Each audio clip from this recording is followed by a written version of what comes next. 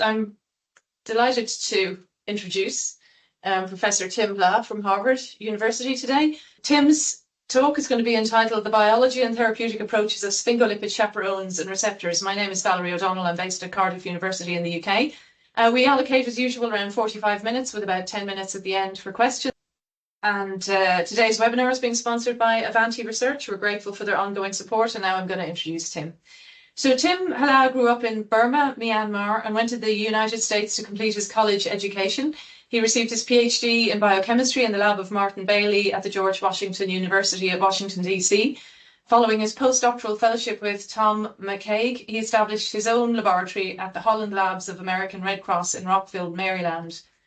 In 1992, his lab was the first to clone the human cyclooxygenase 2 gene, and his research defined novel roles of the COX-2 pathway in inflammation, angiogenesis, and cancer.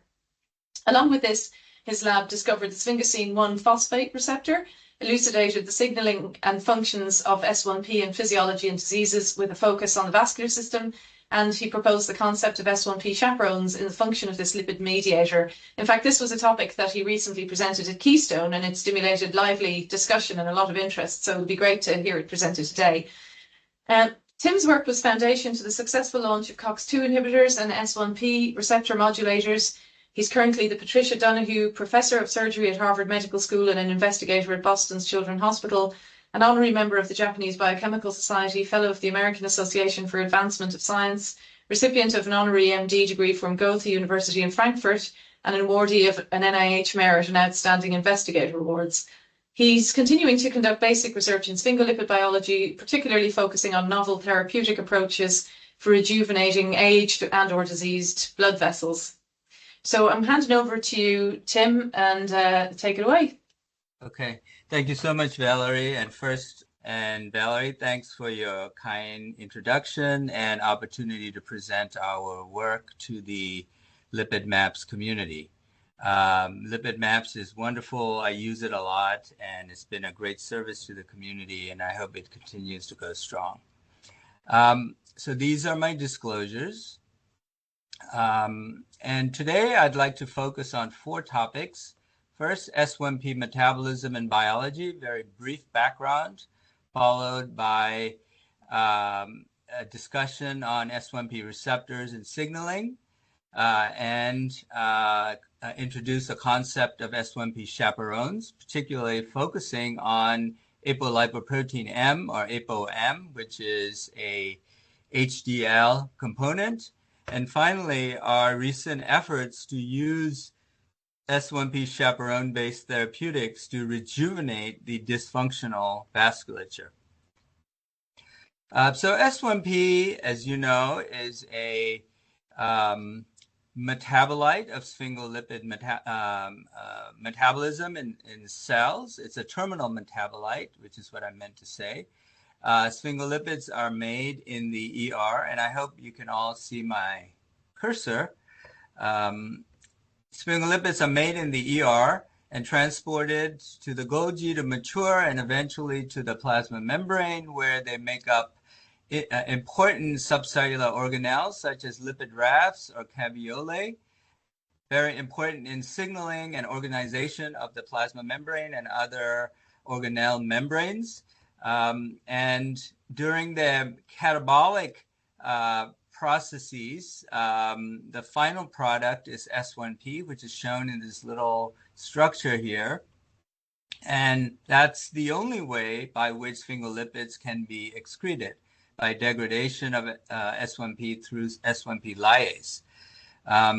And in vertebrates, as I'll show you, we now know that there are dedicated transporters for S1P, very specific, different from other ABC type transporters. And S1P can flip from inner leaflet to the outer leaflet, where it is picked up by binding proteins. And we propose the concept of S1P chaperones for ApoM, where it picks up S1P and presents it to the G protein couple receptors, or GPCRs for S1P, which are again very specific and are, as far as we know, vertebrate specific. This pathway is evolutionarily conserved, and S1P receptor signaling drives many, if not most, of the biology of the lipid mediator in vertebrates. And S1P receptor signaling is essential for many developmental and physiological processes. I'm going to focus primarily on vascular development, but there's a lot of work done on immune cell trafficking. In fact, this is an area already in the clinic. There are 5 FDA-approved drugs for treatment of autoimmune diseases by targeting S1P receptor 1 and other processes such as neuronal development. So this is clearly, the signal pathway is very fundamental to vertebrate physiology, and I'll show you also in many pathological processes. It's interesting that lipid GPCRs appeared in vertebrate genomes. For example, the S1P receptors, which are closely related to other lysolipid receptors like LPA receptors or endocannabinoid receptors, appeared first in this chordate called Siona intestinalis. And of course, higher vertebrates such as fish, as well as cartilaginous fishes like sharks and dogfish, and mammals have all 5 of the S1P receptors. And together with other receptors like prostanoid,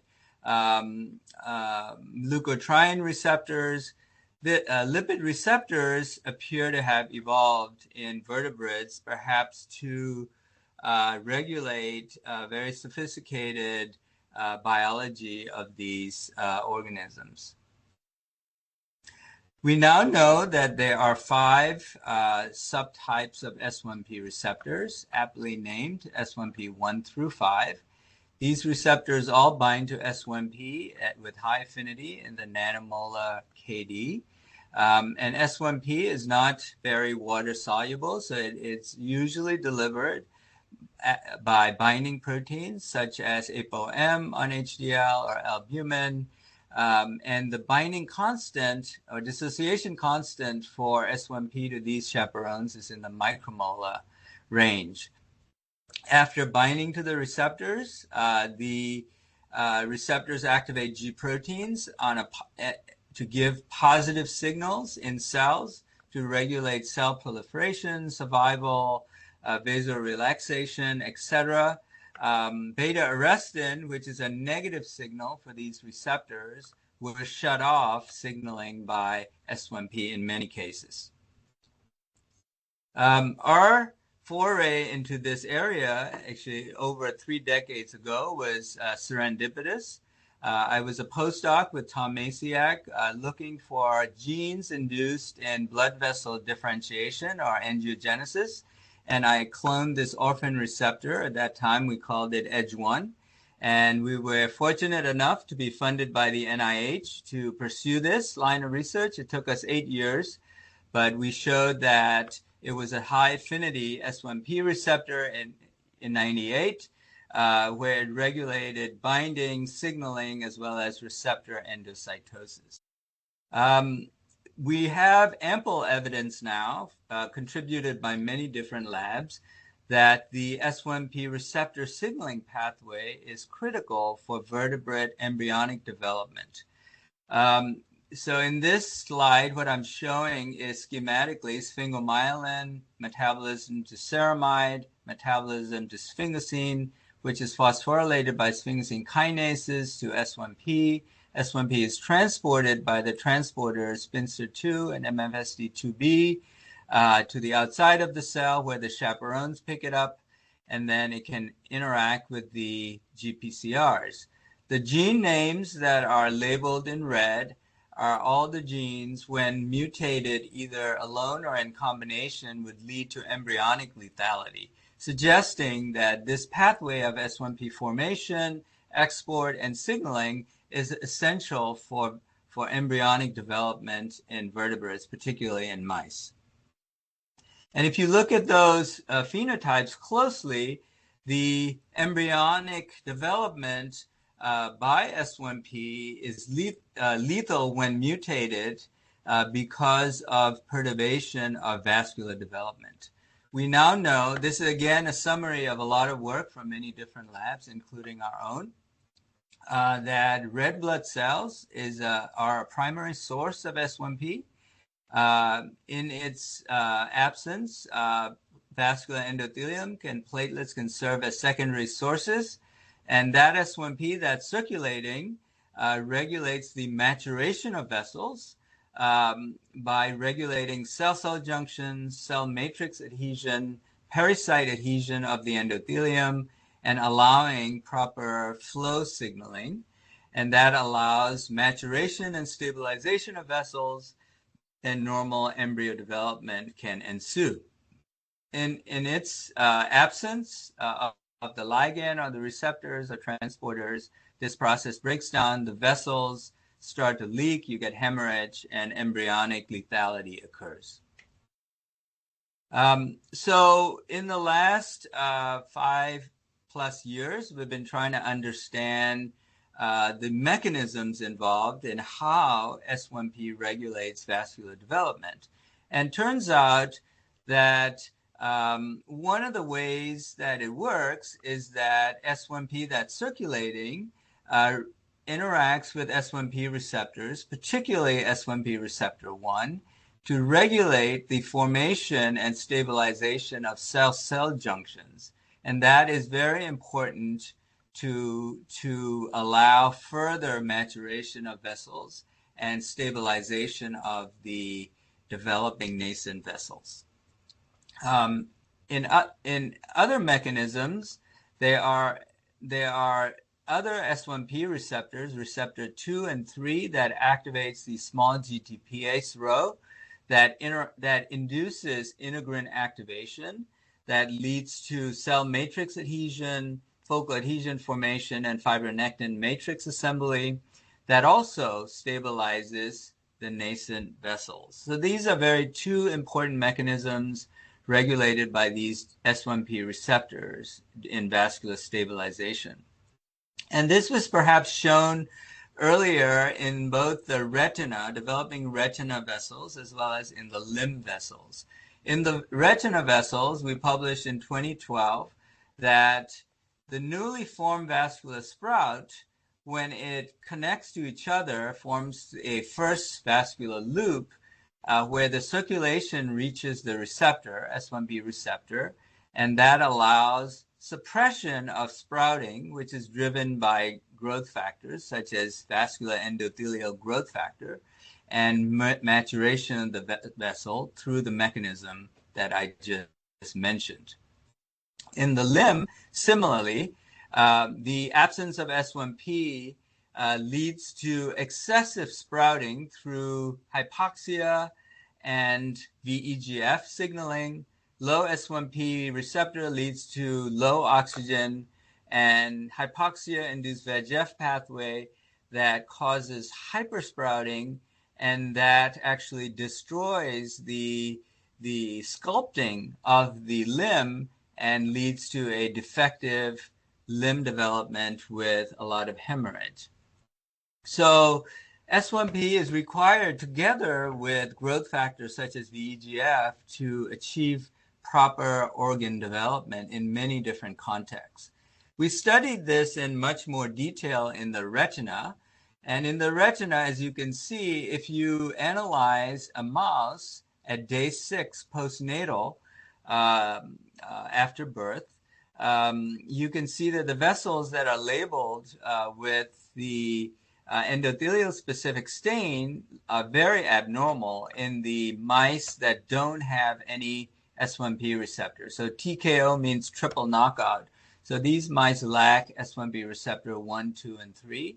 And if you look at these vessels in detail, you see many more filopodia at these front cells. These are called tip cells. And that's an index of excessive VEGF signaling. And that leads to vascular permeability and bleeding, as shown by red cells in the red cell hemorrhage in the vascular bed in the TKO, as well as dysmorphic vessels, which are shown here. If you look at transcription factor gradients, for example, JunB, which is a AP1 factor, transcription factor, as you see in the nucleus of the tip cells in the front of the retina, and that's induced by VEGF.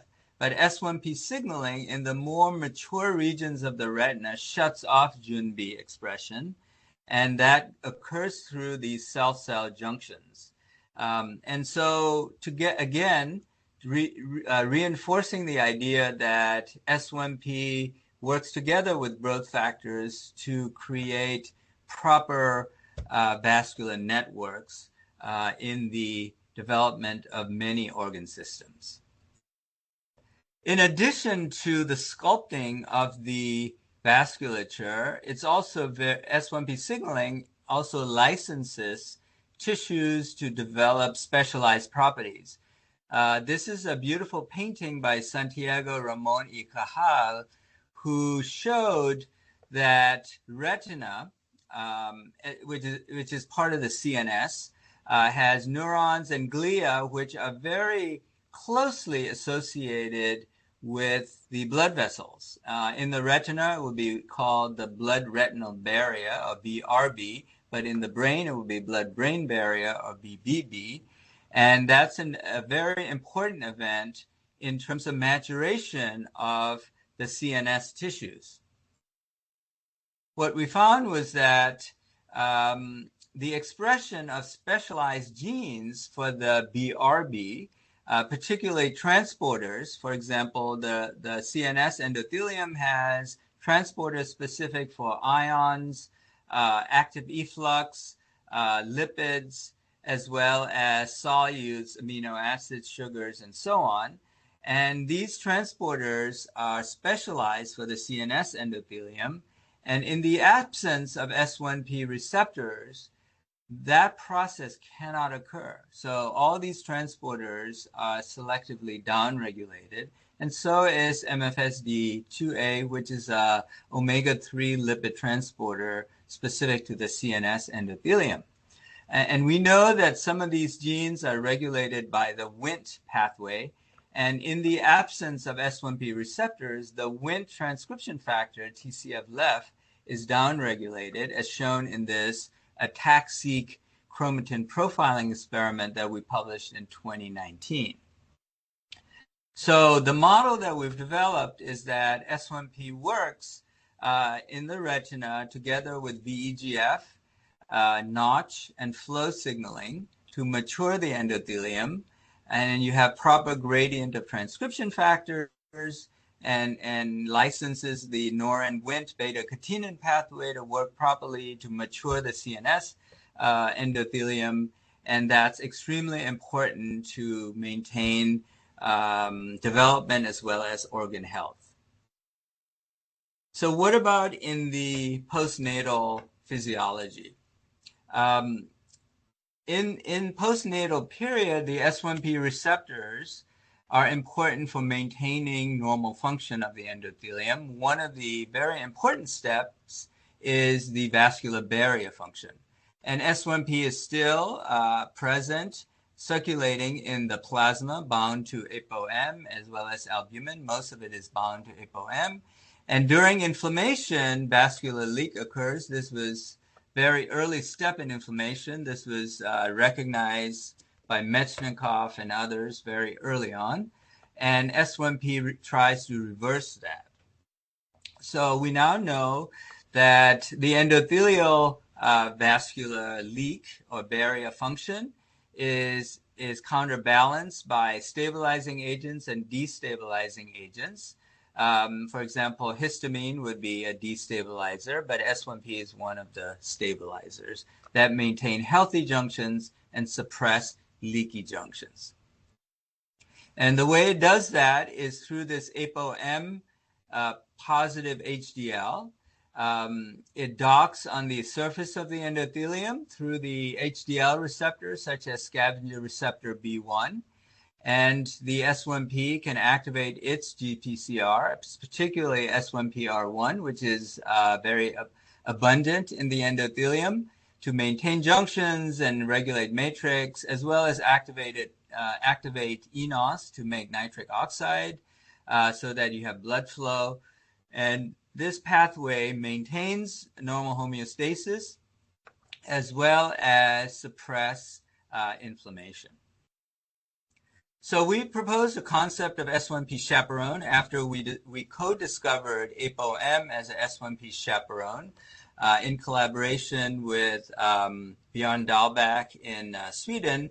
My postdoc, Hidero Obinada, who's now in Japan, worked with Christina Christoffersen, who worked with Björn and Lars Bo Nielsen in Denmark.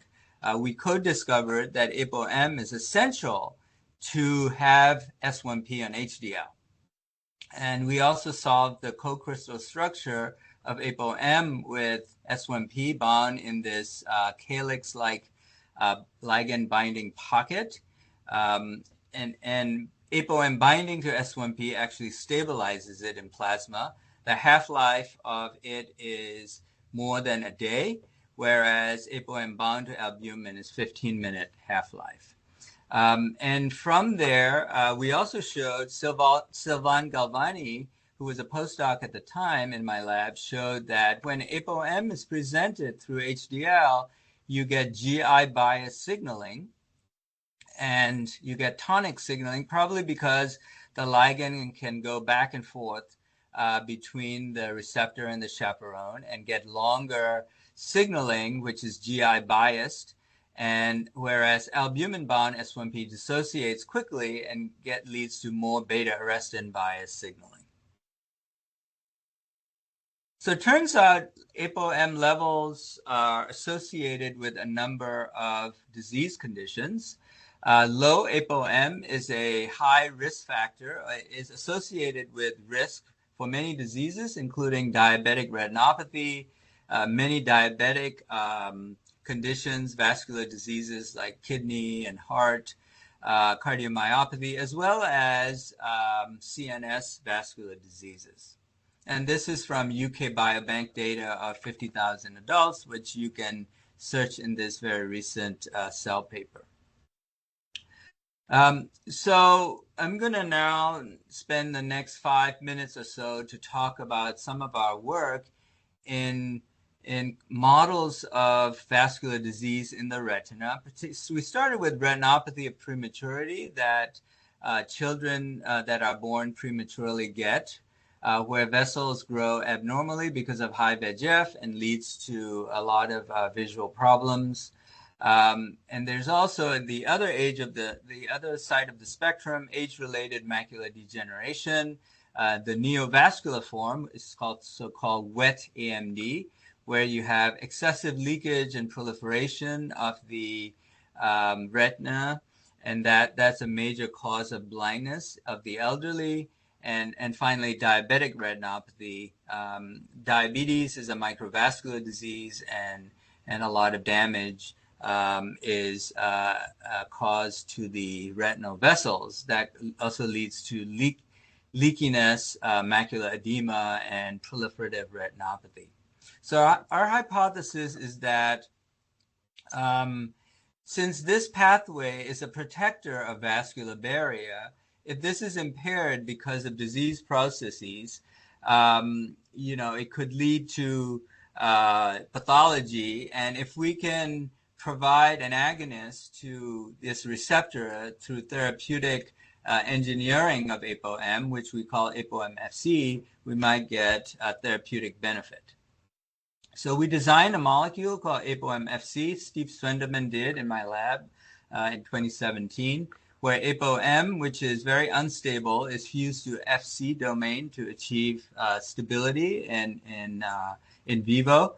It's a dimer. It binds S1P with a similar KD of 1 micromolar, activates S1PR1 as a GI bias agonist, induces endothelial junctions, nitric oxide synthesis, and endothelial survival, has a stable half-life of about 93 hours. And important distinguisher of this chaperone-based approach with small molecule-based approach is that it does not induce lymphopenia or bradycardia, which are common adverse events associated with small molecule S1PR1 agonists. And since we knew that plasma ApoM, which is made by the liver, circulates and activates S1P receptors throughout the body, including the eye, we looked at the retinopathy of prematurity model. It's called oxygen-induced retinopathy model, where you can score these abnormal vascular structures, which are labeled in yellow. In the ApoM knockouts, the mice that have no ApoM-bound S1P have worse phenotype, whereas mice that are engineered to make more ApoM, actually it has about 7 times more ApoM in plasma. This is human ApoM in the mouse, has smaller vascular tufts, as you can see here. If you now manipulate, so we've shown that circulating ApoM makes a difference to the vascular leak in the eye. What about the receptor? So if we specifically overexpress the receptor in the endothelium using this inducible transgenic system, the tufts, the abnormal vessels are a lot smaller. And if you delete the S1P receptor 1 in the endothelium, the abnormal vessels are a lot larger, which you can see much more clearly in this cross-section of the retina. So this would be the vitreous chamber of the eye. This is the back of the eye. You can see that the knockout is a lot larger than either the wild type or the transgenic. Importantly, if you take wild type mice and treat with ApoM-FC, the protein that I just showed you, we can achieve smaller neovascular lesions, and this effect is exacerbated in mice that have more S1P receptors. If you look at these vascular tufts in ApoM-FC treated mice, there are more junctions. There's VE cadherin, and this is claudin 5, which is part of the tight junctions, suggesting target engagement in the neovascular vessels. The other model that we looked at is neovascular age-related macular degeneration model in mice, where we can acutely induce a lesion with a laser ablation of the Bruch's membrane and the retinal pigment endothelium, or RPE cells, which mimic the neovascular lesions in neovascular AMD about within 10 days. So in that model, we first showed that ApoM-FC is stable. Single dose injection, you can see it after 72 hours. And also it's stable for, this is the time course, and we can also increase about 20% plasma S1P because the injected ApoM-FC picks up S1P from in vivo sources. And if you inject ApoM-FC after laser ablation, this would be a saline-treated animal. This is ApoM-FC treated animal. The green neovascular lesions are significantly downregulated or suppressed. In addition, vascular leak is suppressed. This is a fluorescein angiogram at day 10 after ApoM-FC treatment, and we achieve comparable level as a current FDA-approved drug, which is anti-VEGF, which has to be injected intravitreally. ApoM-FC, we showed that it does work systemic injection, after systemic injection. In addition, this is not specific to the retina. In old age, ApoM levels decrease about 50%, both in humans and mice. And in collaboration with Bisen Ding, who was at the time at Mount Sinai in New York, we showed that sirtuin pathway regulates ApoM in the liver. And when you injure either the lung or the kidney of the old mice, you get very severe fibrosis. For example, here, fibrosis is stained with serious red. But if you inject ApoM-FC twice every week in 60 days, you can suppress fibrosis induced in old mice, or exaggerated fibrosis seen in old lungs. Similarly, in the kidney ischemia reperfusion model, ApoM-FC injection significantly improves kidney function correlated with inflammation and fibrosis of the kidney injury in old mice, suggesting that this type of endothelial protection subsequently leading to better recovery or resolution of stress or injury may be applicable in many different contexts of microvascular diseases. So finally, in the last few minutes, I'd like to discuss our efforts to make ApoM-FC even better. So we knew from ApoM-FC studies that it doesn't really mimic all of the actions of HDL-bound S1P. As you know, that HDL has not just ApoM, but other proteins such as ApoA1 and many other protective factors, both proteins and lipids. To try to if you look at the properties, we know that ApoM-FC is soluble, is not a lipoprotein, whereas HDL is a lipoprotein. Both cases leads to GI bias agonism of S1P receptor 1.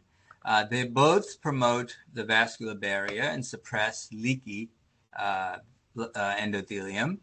However, ApoM-FC, unlike HDL, is unable to achieve anti-inflammatory effects, which is probably through ApoA1, and also does not efflux cholesterol and regulate reverse cholesterol transport, which is very important for HDL biology.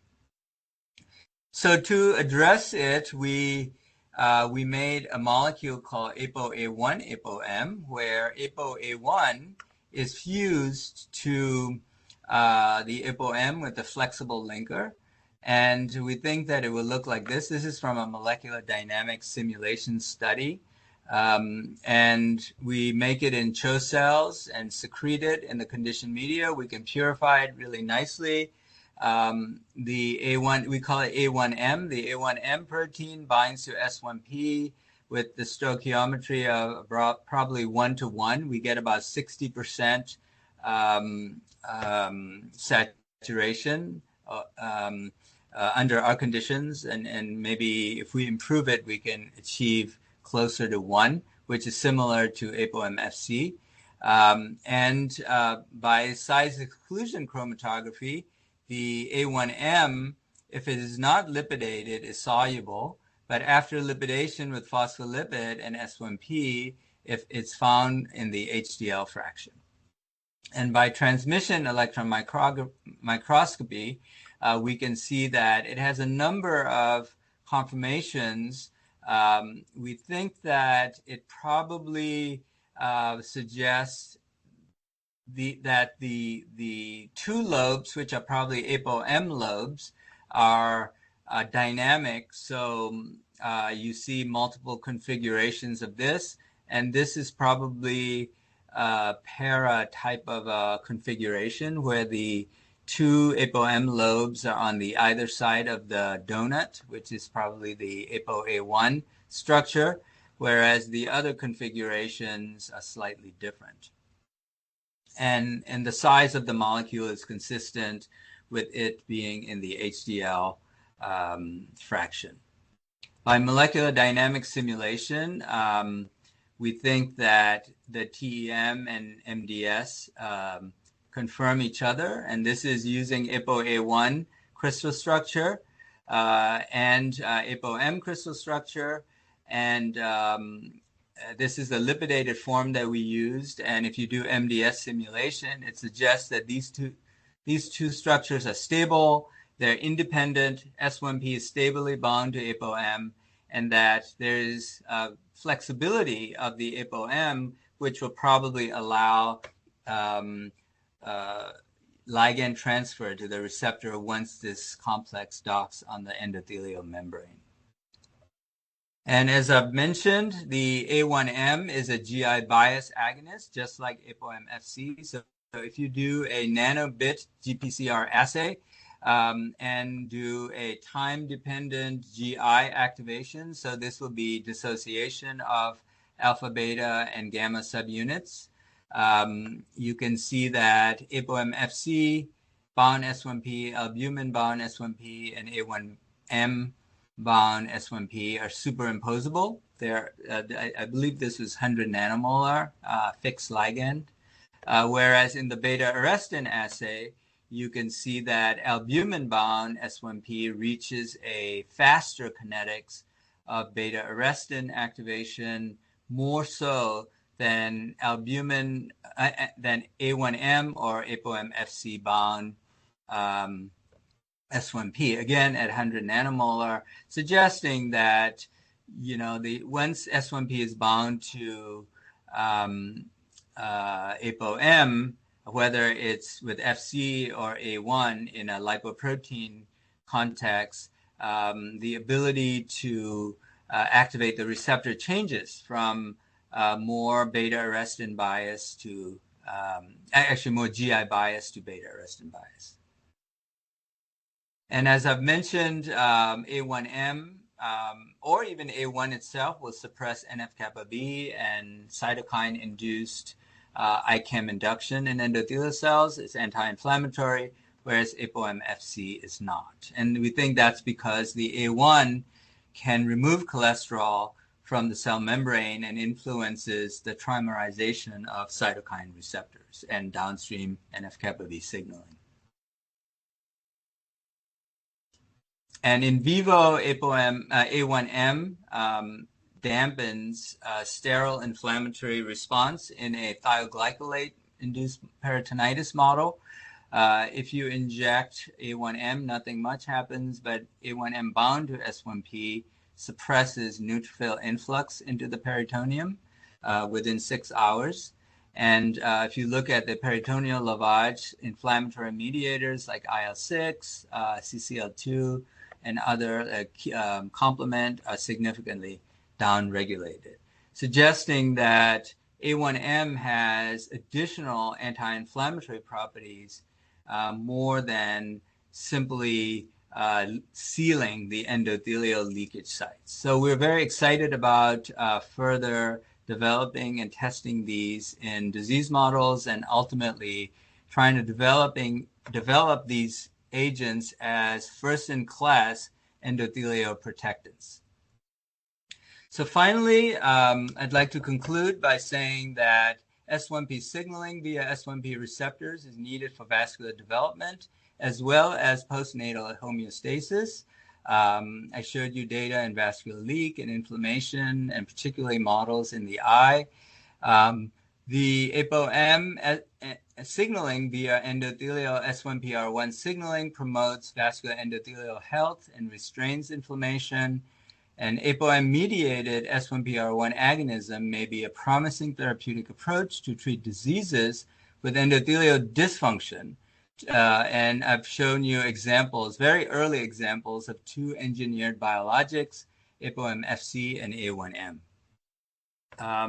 Collaborators and people who did the work, Bongnam and Kolan were a team. We were sad to see them leave my lab, but they're both senior scientists and faculty members at INSERM in Nantes in France, doing other projects in the retina. Steve Swenderman, who actually engineered both ApoM-Fc and A1M. Again, we're sad to see him leave, but he's doing bigger and better things at Vertex in Boston. Grant support, collaborators, particularly I'd like to acknowledge Lois Smith and Zhongji Fu at Boston Children's, and Rick Proria at NIH, who's helped us with many S1P receptor models, mouse models, and Björn Dahlbeck, Christina Christofferson, and Lars Bo Nielsen for the ApoM collaborations. And thank you. And also, here's my lab, people in my lab who did some of this work. Andrew was involved, and our lab is involved in everything S1P that we can get our hands on. in the brain, in aging, in host defense of viruses, as well as coming up with interesting molecules. Hopefully, it will be used one day as therapeutics. And thanks very much for your attention. And if there are questions, I'll be happy to answer them. Thank you very much, Tim. That was great. A complete tour de force of the area. So in terms of questions, I've got a couple, which I'll start off with. Tim, I'm going to ask some questions, and they might be quite basic ones because I don't really work in this area, but this is really fascinating. And of course, I work on phospholipids, which there are similarities, but there's a huge amount of differences as well. And some questions I have. I mean, first of all, when we talk about S1P, it's kind of referred to as a single lipid, but there are different chain lengths, aren't there, for this lipid? And does that matter? And are there many forms, or do you tend to just find one particular form in the circulation? So in the circulation, the primary form, I believe, is 18-1. Yeah. So if you take palmitate and serine, you go through the SPT pathway, you get 18-1 sphingosine. Yeah. That's phosphorylated. But if you look in the brain, particularly in the glycosphingolipid fraction, it's more 21. And there's also phytosphingosine phosphate can be found, particularly, I think if it's derived from the skin, it probably have the phyto. There's a lot of emerging work on microbiome-derived sphingolipids, which could have branched or different double bonds and odd chains. But the primary form, if you look in the blood of humans or mice, it's 18-1. It's always one form, which is interesting, I guess. And I mean, that really then comes down to the signaling aspects, because of course a GPCR could really sense differences in chain length with a molecule like this. So, are some of these other ones like the C21 or the phyto forms antagonists or agonists? Do they impact on the C18's ability to signal through the GPCRs? Yeah, that's a great question. I think, early work that we did with 18-1, S1P, and 18-0, 16, we didn't really see a whole lot of difference in the S1P receptors using standard GPCR assays. But there has been some work. I think one of the receptors, if I remember correctly, I think S1PR4 is more promiscuous. And I think phytosphingosine 1-phosphate works better on that than others. Phytosphingosine would work on other receptors as well, but the dose response would be shifted to the right. Yeah. But it works a little bit better on S1P4. I think there was some work from Fileshifter's lab in Frankfurt, and they've looked at 21 S1P, which is more in the brain, and it has some different selectivity as an agonist. None of them are antagonists. Okay, yeah, that's interesting. And related to that, I guess, is like showing that it's associated with HDL is really interesting. Is it being made in the peripheral tissues where the HDL is being made and exported with the particle, or is it being picked up in the circulation? How do you see that happening? Yeah, that's again a really good question. Probably both. I think there's good data that HDL is mostly made in the liver, some in the intestine, but there's data that S1P metabolism in the liver is quite important. So it's possible that as ApoA1 and ApoM are getting generated in the hepatocytes, they're also picking up S1P. Of course, in the liver, there are these space of DISA where a lot of metabolite exchange takes place. And in addition, the HDL, as it matures in the circulation, can also dock on red cells. The red cells have SRB1, so can pick up S1P from red cells. Okay. Marcus Grayler at in Germany showed that. So HDL, if you incubate with red cells, will pick up S1P. So probably in both places. Yeah, interesting. And also, I think I'm not sure if this is similar or different, but obviously in the case of phospholipids, if we're going to form a lysoform, it's a rapid event that requires signaling and a challenge and a response to trauma or injury or whatever. Is it similar here, or is this completely different? This is just sort of trickling along at a steady state level, and there's no burst of activity. It's just there. That's a really, really good question. I mean, as you know, I used to work on prostaglandins. Yeah, yeah. That's the paradigm that you just described. Yeah, yeah. From phospholipase, burst of arachidonate, and you have eicosanoids, right? Or the lysophospholipids, which would be more analogous to this, because it's a lyso, I guess, in some ways, isn't it, as well? Right. It's quite similar, yeah. Right. But in this case, it's not like that. No. In this case, S1P is, I think of it as more of a homeostatic lipid. It's circulating all the time. A lot of it. I mean, you have 1 micromolar in plasma. The KD for the receptor is like a few nanomolar. Wow. So it's a lot. Yeah. Yeah. So I think it's very different. Yeah, there are cases where you can induce sphingosine kinase in cells, but I think that's more related to sphingolipid metabolism, not so much in terms of, the physiological actions that I described today. Yeah. So because it's there all the time, its specificity is really governed by the receptors, whether they're expressed, whether they're turned over. I mean, after binding S1P, presumably the receptors get turned over. Well, so that's the whole point, right? So if it is coming from HDL, I think it goes, you get tonic signaling, right? Yeah. So you get activation and maybe falling off, but HDL is there, so it reactivates, so back and forth, back and forth.